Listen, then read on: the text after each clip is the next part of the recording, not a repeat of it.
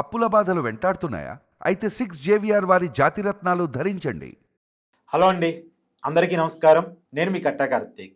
విజయసాయిరెడ్డి మాజీ ఎంపీ, మాజీ వైసీపీ నేత, అందరికీ తెలుసు కదా. ఆయన సరికొత్త మీడియా ఛానల్ పెట్టబోతున్నారా? సరికొత్త వేదికను కూడా క్రియేట్ చేయబోతున్నారా? ఆయన పెట్టబోయే మీడియా ఛానల్ ఏంటి? క్రియేట్ చేయబోయే వేదిక ఏంటి? ఆయన రాజకీయాల్లో పోషించబోయే రోల్ ఏంటి? మాట్లాడుకునే ప్రయత్నం చేద్దాం. నాతో ఉన్నారు బీజేపీ జాతీయ అధికార ప్రతినిధి రవిచంద్ర రెడ్డి గారు. సార్ నమస్కారం. నమస్కారం కార్తీక్ గారు. సార్, గత 2 రోజులుగా వార్తలు చూస్తూ ఉన్నాం. విజయసాయిరెడ్డి గారు కొంత మళ్ళీ యాక్టివ్నెస్ పెంచారు. లాస్ట్ వీక్ మీడియాతో మాట్లాడారు, 2 రోజుల క్రితం ట్వీట్ కూడా చేశారు. ఇప్పుడు ఆయన చుట్టూ నడుస్తున్న వార్తలు ఏంటంటే గతం నుంచి ఉన్నాయి, ఆయన కొత్త మీడియా ఛానల్ పెట్టబోతున్నారని. ఇప్పుడు మనకు వస్తున్న సమాచారం మేరకు 2 మీడియా ఛానల్తో బార్గెనింగ్ కూడా చేస్తున్నారు. ఏదో ఒకటి ఫైనల్ అవుద్ది, ఆ మీడియా ఛానల్ టేక్ ఓవర్ చేస్తారు, ఎందుకంటే కొత్త లైసెన్స్ ఇవ్వట్లేదు కాబట్టి అని.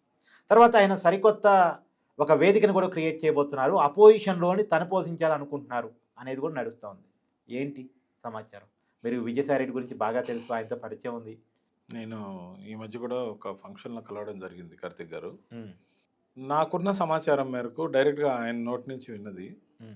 అప్పుడెప్పట్లో ఛానల్ పెట్టాలన్నది దాని గురించి నేనైతే ఏం మాట్లాడలేదు, అడగలేదు కూడా.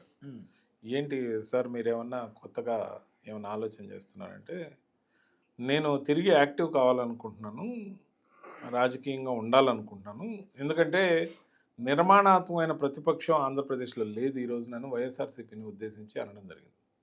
ఎందుకంటే తిరిగి మళ్ళీ మేము అధికారంలోకి వస్తే అది చేస్తాం ఇది చేస్తాం అనడం కాకుండా, ప్రజలకు సంబంధించిన అంశాలు మంచి చేస్తే ప్రభుత్వాన్ని అప్రిషియేట్ చేయాలి, చెడు జరిగేదైతే ప్రభుత్వానికి మొదట దశలో ఒక సూచన ఇవ్వాలి, ఈ విధంగా చేయండి ప్రజలకు ఇబ్బంది కలుగుతుందని మాట్లాడాలి. ప్రభుత్వం పట్టించుకోకపోతే అప్పుడు కొంచెం ఘాటు పెంచాలి, లేని తర్వాత జనాల్ని సమీకరించి జనం తరపున మాట్లాడాలి లేదా నిలబడాలి అనేది ఉండాలి. కానీ ప్రతిపక్షం రోజు సరిగా చేయట్లేదనే విధంగా ఆయన ఫీలింగ్స్ని ఏదైతే ఎక్స్ప్రెస్ చేయడం జరిగిందో, అక్కడ ఉన్నదంతా కూడా ఆ స్క్రిప్ట్ ఓరియంటేషన్లో నాయకుడినే తప్పుదారి పట్టిస్తూ ఏదైతే మాట్లాడుతున్నారో సబ్జెక్టు జనానికి ఉపయోగపడేది కాదు అని చెప్పి ఆయన చెప్పడం జరిగింది. సో మళ్ళీ మీరు రాజకీయాల్లోకి వస్తున్నారా అంటే, రాజకీయాల్లోకి నేరుగా వస్తానో రాదో అనేది నేను ఇప్పుడైతే ఏం ఆలోచించలేదు. రాబోయే రోజుల్లో ఒక వేదికను పెట్టి ప్రజల్ని అడ్రస్ చేస్తాను, ప్రజల్ని అడ్రస్ చేయాలనుకుంటున్నాను. ఆ విధంగా నేను ఆల్రెడీ ఎప్పుడు ట్వీట్ల రూపంలో యాక్టివ్గా ఉన్నాను. ట్వీట్ల వరకే ఎందుకు పరిమితం కావాలి, ప్రజల తరపున ఎందుకు మాట్లాడకూడదు, చాలా అంశాలు ఉన్నాయి ప్రస్తావించాల్సినవి అని ఆగిపోయాడు. అంతవరకు ఆయన బయటకు వచ్చి వైసీపీకి వ్యతిరేకంగా మాట్లాడతాడా? మాట్లాడొచ్చేమో. ఎందుకంటే ఇప్పుడు ఏదైతే అన్నాడో నాతో, నిర్మాణాత్మకంగా ప్రతిపక్షం రోలు వైఎస్ఆర్సీపీ చేయట్లేదు, ఎంతసేపు తిరిగి మళ్ళీ మేమే వస్తాం, వాళ్ళ బట్టలు ఉడదీస్తాం, లేకపోతే రప్ప రప్ప లేకపోతే రాయి రప్ప అనడం తప్ప సో ఇందులో నిర్మాణాత్మకంగా ప్రజలకు పనికొచ్చే అంశాలు ఏం లేవు అంటే నాకు పదం అని చెప్పి ఆయన రవి అని నన్ను ఉద్దేశించి అనడం జరిగింది.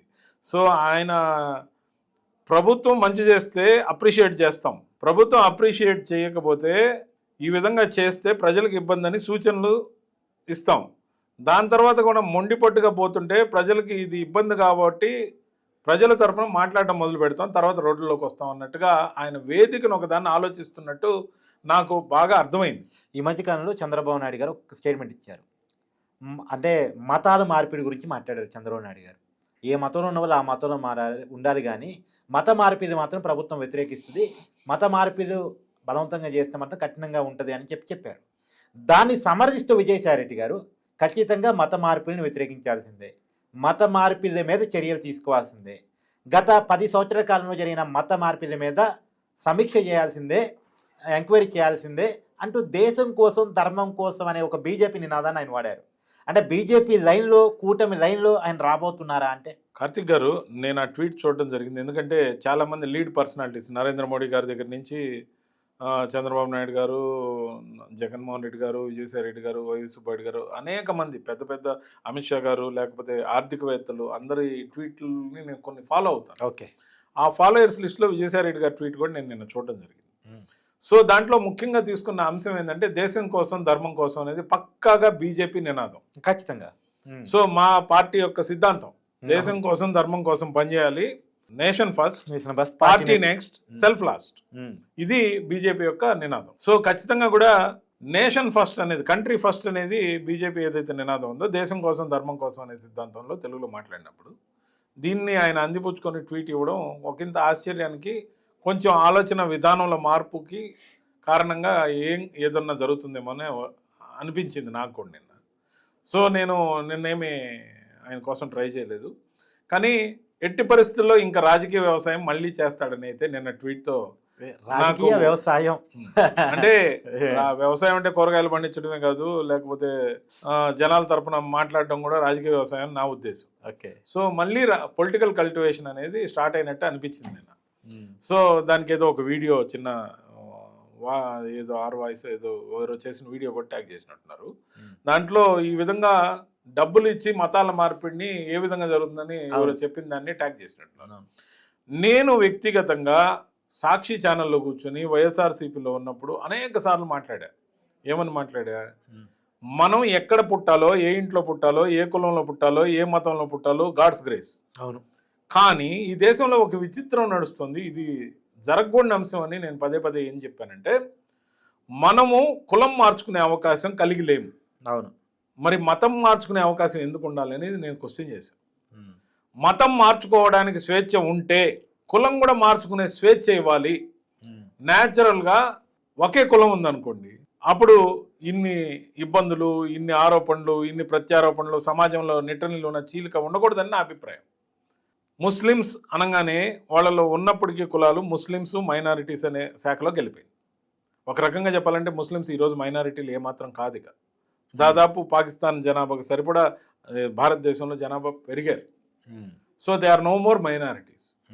సరే, మైనారిటీస్ అనే అనుకుందాం.